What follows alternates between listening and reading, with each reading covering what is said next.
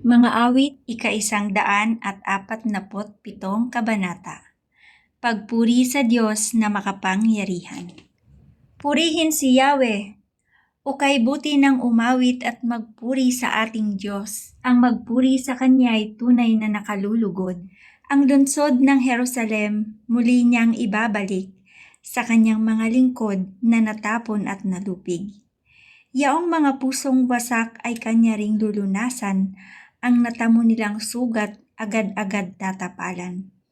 Alam niya't natitiyak ang bilang ng mga tala, isa-isang tinatawag yaong ngalang itinakda. Si Yahweh na ating Diyos ay dakila at malakas. Ang taglay niyang karunungan ay walang makasusukat.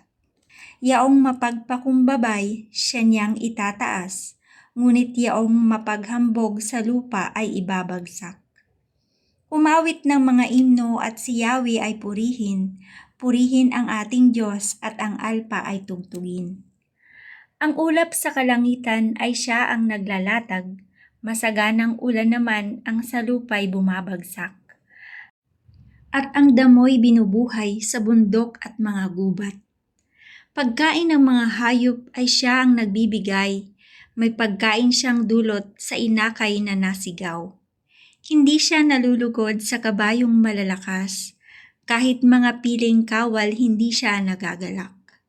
Ngunit sa may pagkatakot kasyahan niya'y labis, sa kanilang may tiwala sa matatag niyang pag-ibig. Purihin mo, Jerusalem, purihin ang Panginoon. Purihin mo ang iyong Diyos, kayong mga taga-Syon. Yaong mga pintuan mo ay siya ang nag-iingat. Ang lahat ng iyong lingkod ay siya ang nagbabasbas. Ginagawang matahimik yaong mga hangganan mo. Bibigyan kang kasiyahan sa kaloob niyang trigo. Kung siya ay naguutos, agad itong natutupad, dumarating sa daigdig na hindi na nagluluwat. Singkapal ng damit tupa, yaong yalong pumapatak, para itong alikabok na sa lupa'y lumalagpak. Mga yalong buo-buo, sinlaki ng munting bato, lumalagpak na ang lamig di matiis kahit sino. Ang yelo ay natutunaw sa isa lang niyang utos, umiihip yaong hangit ang tubig ay umaagos. Kay Jacob niya ibinigay ang balita at pabilin, ang tuntunit mga aral ibinigay sa Israel.